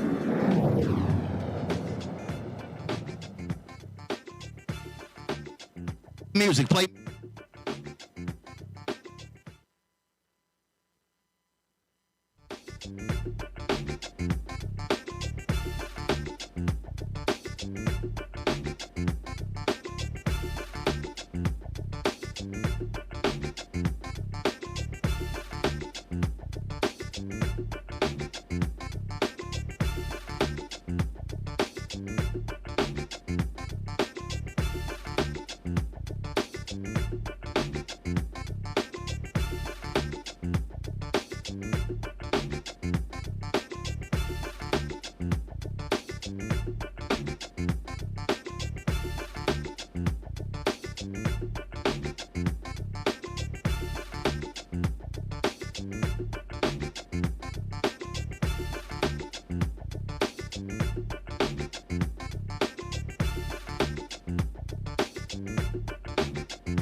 We're here in Houston for the George R. Brown Convention Center, covering the AfroTech conference. And so we're going to be live here tomorrow as well as Thursday. So going to have some great conversations taking place here. Folks, let's talk about what's happening in Illinois, where the jury now has the case. The police officer, the former deputy sheriff, who was, of course, indicted for shooting Sonya Massey. Sean Grayson, the former Sangamon County deputy, was charged with a total of 3 counts in connection with Massey's death: first-degree murder, aggravated battery with a firearm, and official misconduct. This is what the Assistant State's Attorney, Mary Beth Rogers, said. When you threaten to shoot someone in the face, and you do, that's first-degree murder. Also, the prosecutor said that Grayson was an absolute liar when he said that he had no choice to shoot Massey. The assistant state attorney said Grayson kept lying. He lied over and over and over. He lied on the stand when he said he attempted to turn on his body camera. Now, what's crazy is Grayson's partner had his body camera on and made it perfectly clear what happened here. The question now is, will this jury convict this thug former cop? You know, Jesse, it's critically important that this case go forward, and I really hope that this nearly all-white jury does the right thing, because that's exactly what this cop did. He flat out shot Sonya Massey in cold blood, lied to say his life was threatened when there was a significant distance between him and Massey. He lied on the stand saying she threw a pot at him. She never threw the pot at him whatsoever. In fact, she ducked down behind the counter, covered her face with a red oven mitt, and he still shot her 3 times in the face. Yeah, and at this point, it's a video that unfortunately has gone viral. So we have all seen the same thing. We saw that, his partner, who had his entire body cam going at the time, showed that Massey pulls his gun. Massey points his gun while she's standing up, points at her face to express intent, and tells her that he's going to shoot her in the head. And then I saw the same thing you saw. She ducks down. When she ducks down, he decides that he's going to pull the trigger and take Sonya Massey's life anyway, and almost appeared shocked that his partner had the body camera still going. So I'm not really sure if the jury does not come back in this situation with a conviction. I'm not sure what else there is that the jury would need. And I think we are long overdue for police to be held accountable for these unlawful and extrajudicial killings of Black people. Larry, this is what the Assistant State Attorney General said. Assistant State Attorney said he wants you to believe that he was scared, but you don't have to believe that because it's not true. Yeah, Roland, and this is just another tragic example of Black people, losing their lives at the hands of law enforcement. And I'm hoping, like we're talking about this evening, and my colleagues have already suggested, I'm hoping they hold this officer accountable, because we've seen these tragic stories play out over and over and over again for years as it relates to interactions between Black people and law enforcement. And so the jury has an opportunity to send a message that this won't be tolerated. And particularly, Roland, as we are seeing the United States become, even more of a totalitarian country in terms of the police buildup, the ICE and other, entities, we're likely to see more interactions like this, unfortunately, end in tragic death. So it is, once again, is an opportunity for the jury to send a message to law enforcement that you can't lie and that the lives of Black people do matter. Mustafa, Sean Grace's attorney Daniel Fultz actually said this. He said that when Sonya Massey said, "I rebuke you in the name of Jesus," Grayson believed that it was a threat. It'd be a threat to a demon. It'd be a threat to someone who has no value for our lives. It might be a threat to those who don't embrace humanity. There's the quote that says, "The dead cannot cry out for justice, only the living can do that." This jury now has the opportunity to make sure that those of us who are still here are pushing for justice. Sonya Massey didn't deserve to die. Sonya Massey's life mattered, as Larry just shared, and she should still be alive. But she's not, because someone made a choice in that moment to take her life because she wasn't valuable. Because a man who was well over 6 foot saw a small lady and decided to take her life. He decided, a Black woman, that he had the right to take her life. I've worked with all kinds of law enforcement folks. Folks know the proper protocols when they follow them. They know the right things to do. They know who's a threat and who isn't a threat. So it is time for us to make sure that the dead now receive justice. Well, when she said, "I rebuke you in the name of Jesus," guess what? She was talking to an evil devil. Unfortunately, that cost her life. So we'll give you an update of what happens. All right, y'all, let's talk about Louisiana. These right-wing people, when you talk about, they claim to be Christian, but they sure love deities, and they're trying to deify Charlie Kirk, who was shot and killed on a Utah campus. The governor of Louisiana is literally challenging the state's flagship university, Louisiana State University, to honor Charlie Kirk with a massive statue, calling it a move to defend free speech on campus. Listen to this fool. Hey everyone, Governor Jeff Landry here tonight, wanting to thank the entire Turning Point family, because tonight, unbelievable, over 1,500 people came to listen to Turning Point USA. Thank you, big shout out to LSU Turning Point. And so we're here on campus next to Mike the Tiger, and we're gonna put a challenge out to the LSU Board of Supervisors to find a place to put a statue of Charlie Kirk to defend the freedom of speech on college campuses. Come on, ladies and gentlemen, let's see if we can be the first campus to do it. What an absolute dumbass. Now, that followed a Turning Point USA event where some 1,500 people turned out. That's the group that Charlie Kirk co-founded. How about this, Larry? If you want to defend free speech, how about you put up a massive statue of the First Amendment? Yeah, Roland, I feel like America is like repeat and rinse in terms of how they try to reshape narratives regarding individuals or politicians in terms of their views. Why, LSU, Louisiana, that state and the governor serves a significant number of black people. He was not fighting for the freedom of speech of black people. I haven't heard I've seen one speech he ever gave when he talked about the importance of defending the free speech of black people. In fact, he consistently attacked Dr. Martin Luther King, a Nobel Peace Prize winner, and one of the finest Americans that ever walked this country. So the idea that you want to give the same individual, at a public institution where he disparaged black women, particularly, and other racial groups on a consistent basis, that's not consistent with the kind of morals and values I'm quite sure the state of Louisiana, America in general, is supposed to believe in.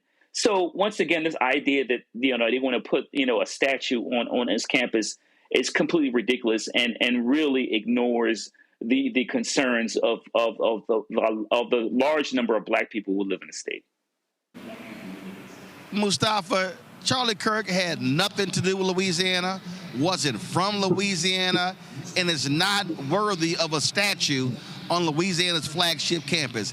These right-wing MAGA people are absolutely insane. They definitely short our full deck. It's interesting. You got folks like Mahalia Jackson. You got folks like Louis Armstrong. You got folks like Lil Wayne or Big Frida. I can name a whole bunch of folks from Louisiana who should have a statue on that campus. But it really goes down to this. Doesn't matter if you're black or white or brown or indigenous. We should have statues for individuals who actually help to uplift, who help to heal, who help to be able to move forward in a positive direction. And that should be the criteria that we use when we're making decisions about who we want to actually honor through statues. But we should also be really mindful of what the Bible tells us about graven images. So when some of these folks begin to move forward and say some of these things that they do, I think they don't actually read the Bible that they say that they prescribe to. Jesse, him saying, let's become the first. I mean, these people are nuts. They literally want to turn Charlie Kirk into the Reverend Dr. Martin Luther King Jr. And I'm sorry, that is more like a 2.0 of the Confederate statues. That's what this whole deal is about. Because we know what Charlie Kirk said. We know who he attacked. We know who he denigrated. And he is not deserving of a statue on a college campus. Well, that's the first thing that I thought of. I think sometimes statues aren't necessarily erected to honor someone. They're erected to remind everybody else of what the power position is going to be. And I think with this movement to kind of canonize Charlie Kirk, there is an attempt to try to chill the prosperity, the growth, the progress of the black community, of minority communities, and remind us of what our place is allegedly supposed to be. I find it interesting that black people really had nothing to do. As a matter of fact, most people in my circle didn't even know who Charlie Kirk was until the news story broke. But somehow we were blamed. I remember the HBCUs were shut down because there were threats made upon our lives when we weren't in Utah, we weren't at the Turning Point rally. And so I think the forced use of these images on us is an attempt by the system to remind us of who they think we are supposed to be. Absolutely. So listen, folks in Louisiana, black folks in Louisiana, tell Governor Jeff Landry hell no to this idea. All right, y'all, got to go to break. We come back. Man, if y'all want to know how stupid MAGA is, clearly none of these people have ever read a book. I mean, never, ever in their life. They are mad at some comments made by the father of Zoran Mamdani, where he's historically accurate about how white Americans treated Native Americans and how Hitler studied Jim Crow to deal with Jews in Germany. Historian Dr. Gerald Horne will join us next right here on Roland Martin Unfiltered on the Black Star Network. Support the work that we do. Join our Bring the Funk fan club. If you want to give via Cash App, use the Stripe QR code. You see it right here, bottom left-hand corner. PayPal's R Martin Unfiltered. Venmo's RM Unfiltered. Zelle, Roland at RolandSMartin.com. Roland at RolandMartinUnfiltered.com. Checks and money order. Make it payable to Roland Martin Unfiltered. P.O. Box 57196, Washington, D.C. 20037-0196. Back in a moment.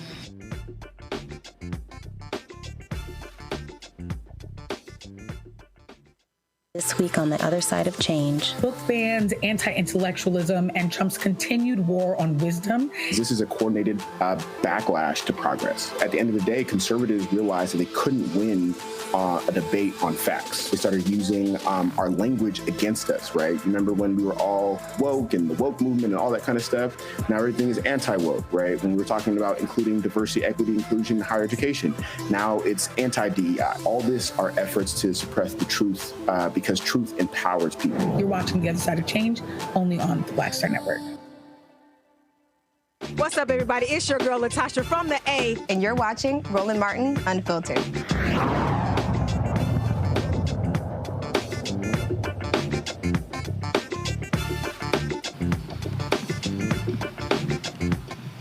All right, folks, welcome back to Roland Martin Unfiltered. We're here at the George R. Brown Convention Center at the AfroTech Conference. Y'all, for the last couple of days, I have literally seen some of the dumbest people in my life. You have had these right-wingers, these MAGA people, attacking the father of New York City mayoral candidate, Zoran Mamdani. Now, Mahmood Mamdani is an author and a Columbia University Herbert Lehman professor. In 2022, at a New York literary festival, he said this. In my view, America is the genesis of what we call settler colonialism. And the American model was exported all around the world. In America, you have two kinds of minorities that have run the course of the history of the modern American state. The American Indian and the African American. Each has a different significance for our contemporary era. The American Indians were the people on that land when the settlers conquered it. First, they tried to eliminate as many Indians as possible. This was the first recorded genocide in modern history. Then, with the Civil War, Abraham Lincoln generalized the solution of reservations. They herded American Indians into separate territories. For the Nazis, this was the inspiration. Hitler realized two things. One, that genocide was doable. It is possible to do genocide. That's what Hitler realized. Second thing Hitler realized is that you don't have to have a common citizenship. You can differentiate between people. The Nuremberg laws were patterned after American laws.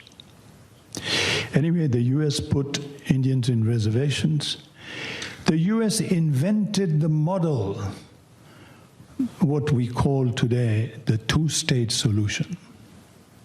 The American state, and alongside it, several protectorates with degrees of autonomy, but no independence.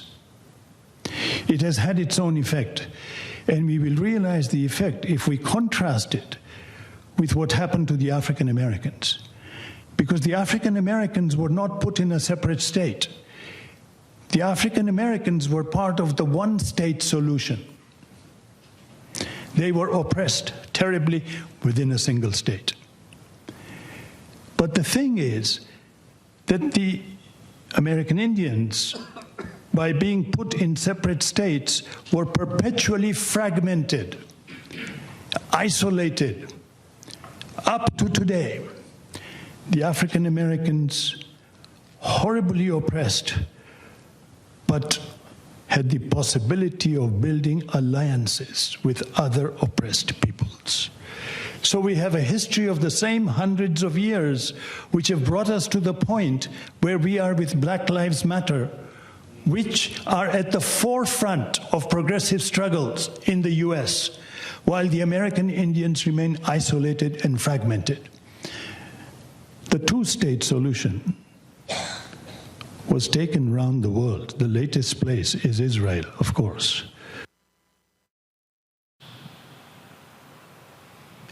All right, folks, joining me now from Houston, I'm also here as well, is Dr. Gerald Horne. He is the John J. and Rebecca Moore Chair of History and African American Studies at the University of Houston. He's the author of countless books. We talked about many of those books. Of course, the one book that we really have talked about is The Counter-Revolution of 1836, Texas Slavery and Jim Crow. And first of all, and this is really important for where we are right now, y'all. Again, the Texas slavery and Jim Crow and the roots of American fascism. Gerald, always glad to have you here. He also, of course, is the counter-revolution of 1776, slave resistance, and the origins of the United States of America. Here's what's crazy, Gerald. I mean, these MAGA people have been losing their mind. They have been trashing this man. Oh, he hates America. He's lying. He doesn't know what he's talking about. And I'm sitting there going, are y'all really that dumb? Literally everything he said happened.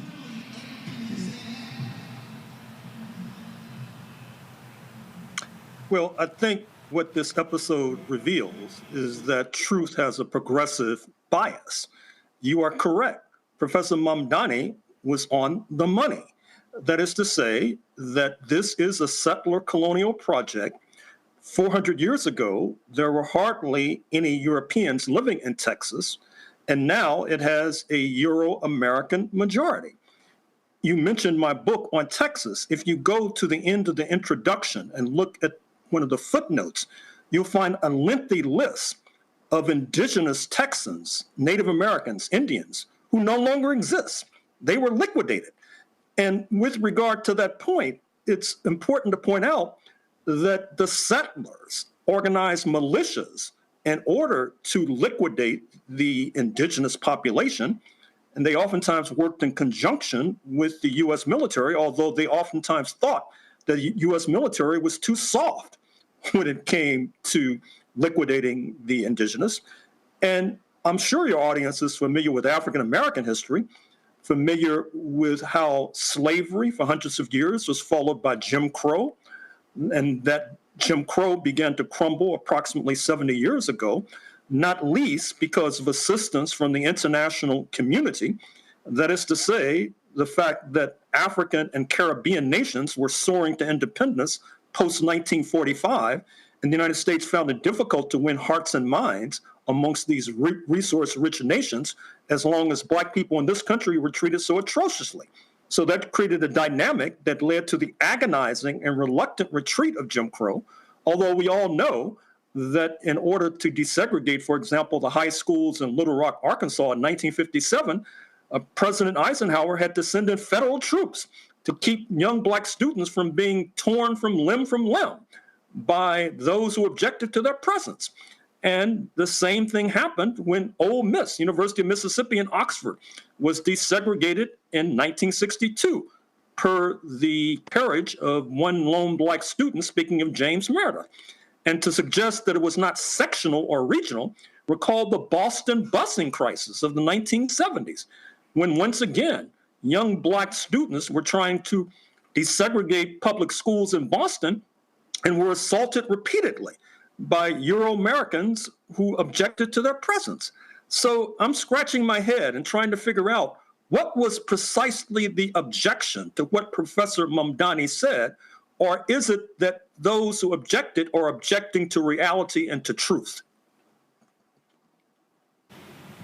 Not only that, it is a known fact that Hitler sent his emissaries to the United States to study American Jim Crow, to study their treatment of African Americans, the abuse of African Americans, to degrade them They literally took back the idea, oh, segregated busing, we can use that. They came here and studied, went around America, said, we like that, and we like that. And so when you talk about the Nuremberg laws, we talk about, I mean, they literally modeled it after the United States Jim Crow. These white MAGA folk, this is why they want to ban books. This is why they want to get rid of this stuff, because they do not want another generation of Americans, white Americans, to know the history of this country, not his story, the actual history. Well, it's not only the Nazis who studied the notorious example of Jim Crow in the United States of America. You may be familiar with my book, White Supremacy Confronted, which deals with the relationship between apartheid South Africa and racist Rhodesians, now Zimbabwe, in the pre-independence era. That is to say that you had U.S. foundations who actually counseled the apartheid rulers with regard to how to manufacture that hateful, spiteful, oppressive system known as apartheid. And in fact, it was their counsel that led to the rationale for apartheid, which was that there were poor Europeans, so-called Afrikaners, in South Africa, and there was a fear that they would align with the African majority on a class basis. So when apartheid was implanted in 1948, it was implanted in no small measure to uplift the living standards of the European minority, particularly the European minority within the working class and within the poor, so that they would have no incentive to align with the Black majority. And that cruel remedy, so-called, would have worked but for the massive international offensive against apartheid, which the African National Congress and their allies helped to organize. And finally, in the spring of 1994, as you well know, there were the first democratic elections in South Africa, though the Europeans had landed on that continent in 1652. So once again, I'm curious as to what the objections are to Professor Mamdani's words. And by the way, you might recall that he has extensive experience in South Africa as well. He taught at the University of Cape Town, and in fact, the incoming mayor, we imagine, speaking of his son, Z. Kwame Mamdani, that is to say he carries the middle name of the late, great Kwame Nkrumah, of Pan-Africanist fame in Ghana.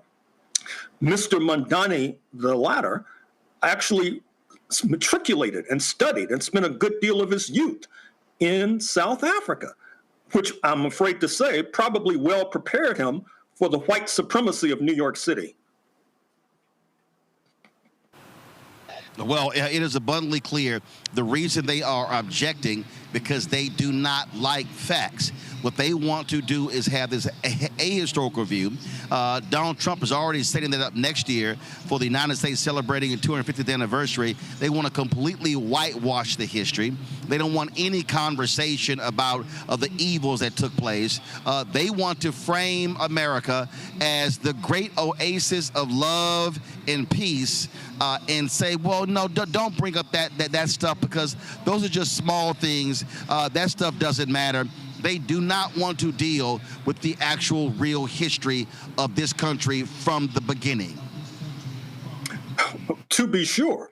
And particularly, they do not want to deal with Black history because Black history, by its very nature, contradicts the uplifting, soaring narrative that Mr. Trump would like to project of the United States creation being a great leap forward for humanity. How can one make that statement when at the founding, that is to say in 1776 to the end of the 18th century, there were thousands of enslaved Africans. On the verge of the U.S. Civil War in 1861, there were millions. If this was an abolitionist project, as some would lead us to believe, I'd hate to see a pro-slavery project. Not only that, but the investment in the bodies of enslaved Africans, your ancestors and mine, that was the most lucrative investment in the United States of America, more valuable than banking capital, more valuable than the railways. Indeed, the African slave trade which deposited our ancestors on these shores, was one of the most lucrative enterprises known to humankind. You can invest $1 and receive $1,700 in return. There are those today who would sell their firstborn for 1,700% profit, not to mention some African that they did not know. Not only that, but this wildly lucrative African slave trade served as the basis for the development of an advanced modern society, not only in the United States, but in Great Britain, in a good deal of Western Europe, which is one of the reasons why just last month in Addis Ababa, Ethiopia, the African Union and the Caribbean community, CARICOM, led by Jamaica, Barbados, etc., met face-to-face, heads of state and government, with reparations being the top item on the agenda. As the late, great Walter Rodney, the Guyanese historian, put it in his famous book, How Europe Underdeveloped Africa, that says it all. That is to say, as Europe, that is to say, Western Europe, soared to prominence on the backs and bodies of our ancestors, the African continent was driven into the dust. Professor Mamdani knows it. Mr. Trump, if he ever attended class, should know it. And that is the truth that they want to keep away from our youth. Questions for my panel. Jesse, you're first. Well, I definitely appreciate this information. I think also that one of the things that I'm seeing this administration is trying to do, in addition to erasing the history, is it seems like this administration is attempting to not only devalue us, but they're also trying to stop future generations from even ever reconsidering this. Burning textbooks, getting rid of curriculums. This will take decades to repair for those people who don't have a repository. I'm wondering, what advice do you have for our community in particular to overcome what we know is going to be an onslaught on our history and our culture? Well, I think the potential remedies are obvious. Obviously, we need to fight back, but I think one of the arrows in our quiver that has been lost in recent years has been the internationalizing of our struggle. It was Pan-Africanism, spearheaded by the late, great W.E.B. Du Bois, which linked our struggle to struggles in the Caribbean and struggles in Africa. I was very curious to note that at the aforementioned summit in Addis Ababa, Ethiopia, there were less than a handful of Black Americans who were participating at this summit that in many ways was deciding and determining our fate as regards reparations. But not only internationalizing the struggle, there are certain home remedies we can take, not only, of course, making sure that our youth are acquainted with various websites and have various books in their own personal library, but organizing Saturday schools. You know that there are certain immigrant groups who send their children to public schools where they receive a U.S.-determined or locally determined curriculum, but on Saturday they learn about, for example, Korean history or Chinese history, etc. We need to adopt that kind of model. That is to say, a model that in some ways has its roots in Dixie during the bad old days of Jim Crow, when we were struggling against segregated schools and struggling against inadequately prepared desegregated schools. That is to say, we organized what were called freedom schools. And freedom schools are on the agenda for today, and that is certainly a path we should be pursuing. Larry. Yes, Professor, I'm curious your thoughts about what we've seen since January in particular, the dramatic, increase in the Black unemployment rate, and how it intersects with the militarization of the United States. How those two things intersect, and what does that mean for the future of this country, particularly as it relates to Black people? Well, you mentioned the militarization of this country, if I heard you correctly. And I take it you're making reference to the dispatching of National Guard forces to Chicago. I think that the Chicago community is acquitting themselves well and confronting these jackbooted thugs. And I would imagine that given the offensive by Black Chicago in particular, that they will be retreating rather shortly, speaking of the National Guard. But I take it you're also referring to the tax dollars that are being expended in the Caribbean as we speak. Just today, another boat of fishermen were blown out of the water by the U.S. authorities. The U.S. authorities have sent nuclear submarines to the shores of Venezuela because, as Mr. Trump has made clear, he wants to overthrow the Maduro regime so that he can seize some of the most valuable oil reserves on planet Earth. But keep in mind that, A, these people who are being blown out of the water, oftentimes they're Black people from Trinidad and Tobago, which is only 7 miles as the crow flies from Venezuela. And likewise, what Mr. Trump is doing is contravening international law.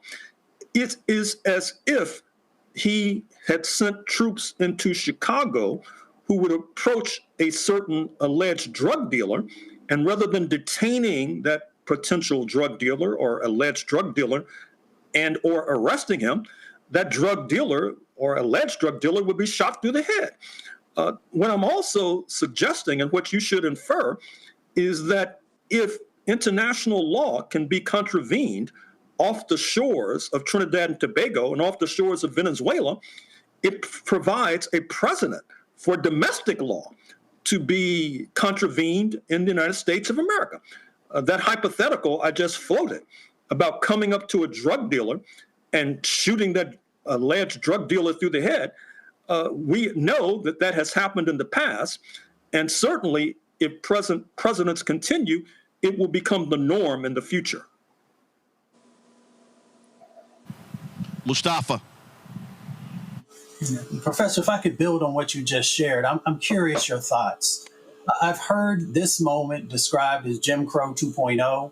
I've heard it, and I have described it as very apartheid-esque. With all the years that you've been looking at these issues and teaching on these issues, how do you frame this particular moment? I frame this particular moment this way. I think we're in the midst of a counter-revolutionary moment, not unlike what followed the end of the Civil War, referring to Reconstruction, where there was democratic promise. Recall that there were Black men in particular who are elected to the highest offices in the land, including members of Congress. But there was a backlash. There was a resurgence of racist terror spearheaded by the Ku Klux Klan, which led to the promise of Reconstruction being drowned in blood. I think that we're experiencing a similar moment today. And as Mr. Martin noted in his introduction, I wrote a book some years ago called The Counter-Revolution of 1776. And in other words, I've maintained that the creation of the United States itself was a counter-revolutionary moment because, as I point out, London, the colonial power, seemed to be moving towards abolition of slavery, which would have jeopardized the fortunes of slave owners like George Washington, Thomas Jefferson, James Madison, Patrick Henry, et al. And rather than run that risk, they revolted and set up an independent state, which, as noted, expanded exponentially the number of enslaved Africans from 1776 to 1861. So only those who have not been paying attention, only the naive, will be surprised at what we're experiencing today. Well, we actually are dealing with this here, and one of the things they desperately want to do is they do not want folk to have an understanding of real history, American history. That's what we're seeing right here. Dr. Gerald Horne, always glad to have you on the show. Folks, just Google it. He got way too many books. He got books on boxing, jazz, history, you name it. We've talked about a lot of his books. Get them all. Because it is important reading, because we have too many people right now who do not know American history. And Gerald, the key is when we know history, we're able to push back against these lies. And I worked at CNN. I've been on these other networks, and too many of these people, they don't know a damn thing about history, especially Black history. And so they allow these lies to simply be told. And all what Mamdani did was tell the real story of America, and they just simply don't like it. Well, the truth hurts, I'm sure you remember that phrase. And once again, I think we should reiterate what Professor Mamdani was saying, because it's quite bone-chilling. That is to say, the Nazis tried to learn the lessons of Jim Crow. The crafters of apartheid tried to learn the lessons of Jim Crow. Not only that, but as I noted in my aforementioned book, the U.S., as you may recall, was a major supporter of apartheid. Recall that Ronald Wilson Reagan himself in the 1980s, when he was seeking to veto the Comprehensive Anti-Apartheid Act, which was spearheaded by the Congressional Black Caucus, including the late Ronald V. Dellums of Oakland, Berkeley, the late John Conyers of Detroit, he argued falsely, not unlike Mr. Trump argues falsely today, that actually the apartheid rulers and crafters were on the same side of the United States during World War II, which is absolutely false. Actually, the apartheid rulers were pro-Nazi during World War II. They were pro-Berlin during World War II. And this is an elemental truth. It's an elemental fact. It's the sort of fact and truth that Mr. Mamdani Sr. was espousing. And it's the kind of elemental truth and fact that Mr. Trump of the White House would like to keep away from the eyes and ears of our youth in particular. Dr. Gerald Horne, we appreciate it. Thanks a lot. Good luck to you. Thank you for inviting me. Thank you very much, folks. We come back our marketplace segment with another one of our shop, BlackStarNetwork.com, black-owned businesses. You're watching Roland Martin Unfiltered right here on the Black Star Network, live from the George R. Brown Convention Center here in Houston, where the AfroTech conference is taking place this week. Back in a moment.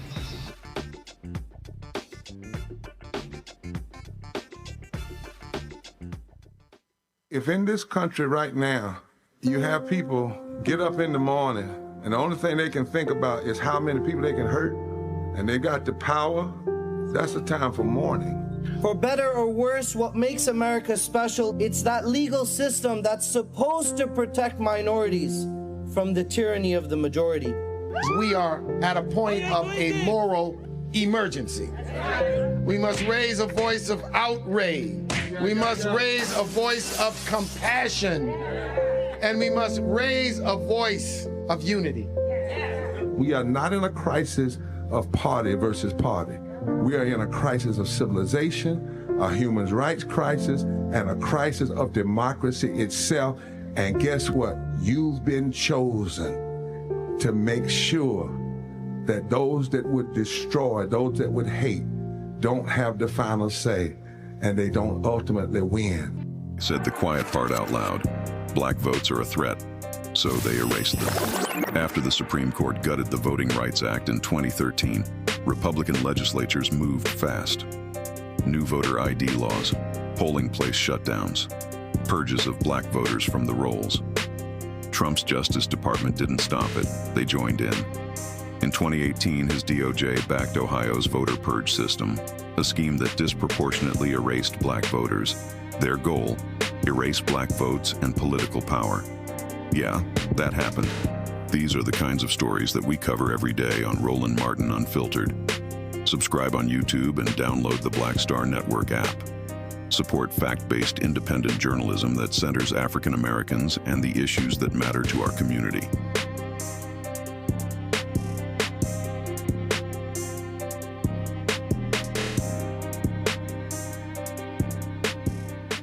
Next on the Black Table with me, Craig Calker.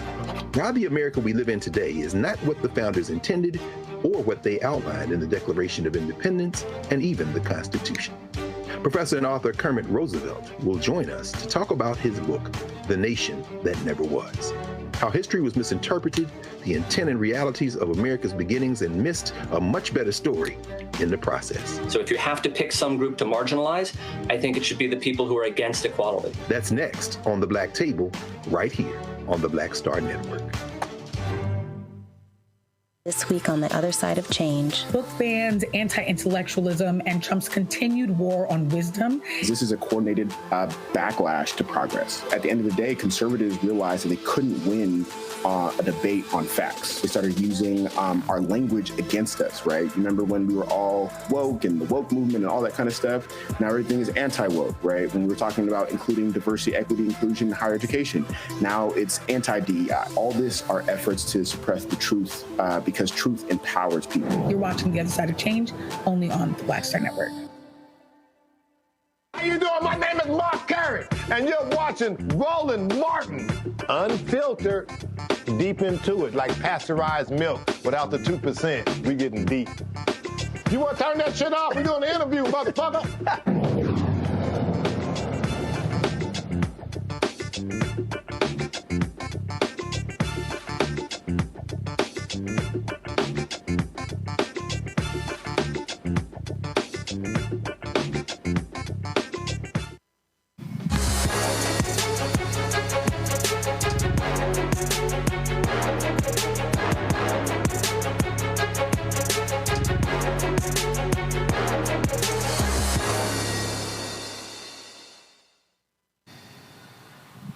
All right, folks, we all travel and we want to be comfortable. Well, as a black-owned brand, redefining being cozy and comfortable when you are traveling. E-Marie delivers everyday luxury, whether you're at home or on the go. We're joined right now by Ula Smith, owner and operator of E-Marie Travel, joining us from Los Angeles. Ula, glad to have you here. And so, Hi. all right. How are you, Roland? Talk about these stylish blankets and hoodies you have. Yeah, so first of all, thank you so much for having me. I'm a huge fan of yours, so thank you for the great work you're doing for our community. Really appreciate it. So I created a travel blanket because I am someone who travels almost every single month from Los Angeles to New York, overseas, just all over. And I needed something that was functional. I was carrying at the time this huge cashmere blanket that was like a $400 blanket. And it was like every time I got off the plane, I had to dry clean it. So I thought I needed to create something that I could use on a plane and also when I get off the plane. So I created the E-Marie Travel Wrap. And it's a 4-in-1. It can be used as a blanket, a pillow, a shawl, and a scarf. And we were on Oprah's favorite list 3 years in a row with it. So we're very excited about it. And I think the best part about our blanket is that it's washable. People seem to love that. All right, so look. There's a lot of blankets out there, a lot of things out there, but what caused this? What happened? And were you traveling? You were like, man, this blanket sucks. Well, you look at the ones in the airport and they're so flimsy. They're not warm. They're not comfortable. And I just wanted something that was very luxe. I wanted to feel luxe like it was cashmere, but not cashmere because I wanted to be able to wash it. So what we call it our faux cashmere blanket because it looks like cashmere and it feels like cashmere and it's extremely warm. So I think people just love it. And it comes in its own little pouch. So you can put it in this pouch, throw it in your handbag, throw it in your tote, or tie it on your suitcase. So it's a bag that you don't have to ever leave home without. All right. Now, when we talk about traveling, size, weight matters because, listen, you're not trying to have a whole bunch of bulky stuff. And so how did you factor that in? Because I travel myself, so I'm good about carrying on. I can do a carry-on and a tote for a 2-week trip, so I know how to pack. So I needed something that was going to be able to go everywhere with me without having to be an extra piece. So it goes into a little pouch, and it ties on your suitcase, or it fits right in your tote or your handbag. So it's so easy. You never have to worry about trying to check it or having too much stuff with you. It's just a perfect item to go anywhere you go. And I actually keep one in my office and I keep one in my car because I live in LA and it could be 80 degrees in the afternoon and the sun goes down at 60 degrees. So I always have one on me, always. Oh, hell yeah. That is absolutely L.A. So we got the blanket, but we also have the eye mask. And I'm telling you right now, I'm a huge believer in the eye mask because you always got that dumbass who refuses to pull a window shade down. Right, and it's like exactly. 7 o'clock in the morning and a bright-ass sun is coming in. Exactly. And our mask is very comfortable. It comes in the rib. So we have two different styles. One is a rib blanket that comes with eye mask, and the other one's just a solid bag that does not come with an eye mask. So if you're someone who likes an eye mask, you want to buy the rib one. All right, questions for the panel. Mustafa, go. Yeah, Ms. Smith, I'm curious, what are the materials for the blanket and for the eye mask? Because sustainable products are incredibly important in making sure that they're healthy and safe. Yes, absolutely. It's cotton with viscose in it, so it's washable. And the thing about our blanket is that it keeps its volume, its weight. So when you wash it, it comes right out of the wash and dry. It comes right out of the dryer, extremely fluffy still, extremely soft and cozy. Larry. Yeah, I'm curious if how and what way your business has been impacted by the tariffs the last couple of months. Well, fortunately, our blanket is a replenishment item. So therefore, we keep this blanket in stock year round because it has such a high demand. So our warehouse has a nice amount of stock right now. So we haven't had to reorder because we always plan for like a 6-month stock. Our stock will probably dwindle into December when we'll have to worry about tariffs. And hopefully by then, we'll be back on track. Jesse. Do you have any plans to expand kind of the inventory of what you have for travel gear? Yeah, in fact, if you go to our website, we also have these really yummy, comfortable hoodies that are made in the same fabric. It's called our travel hoodie. And we just launched our whole new line of T-shirts and actually loungewear, which is more like a fleece for travel.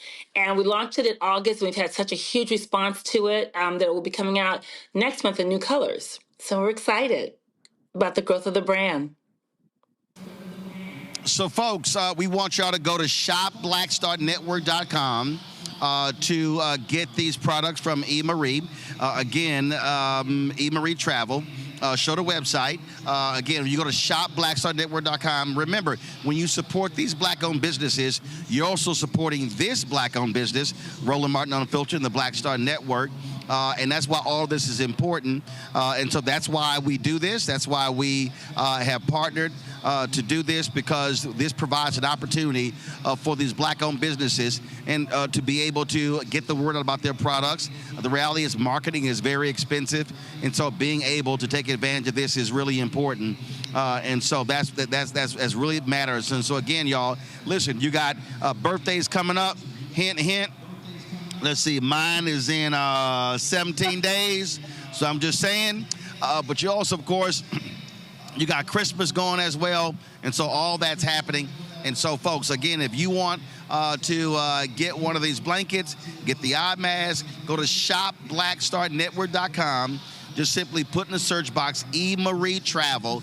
E. Marie Travel, you see the products right there. And let's make this happen. And you can support Ula and all the other black-owned companies that are on shopblackstarnetwork.com.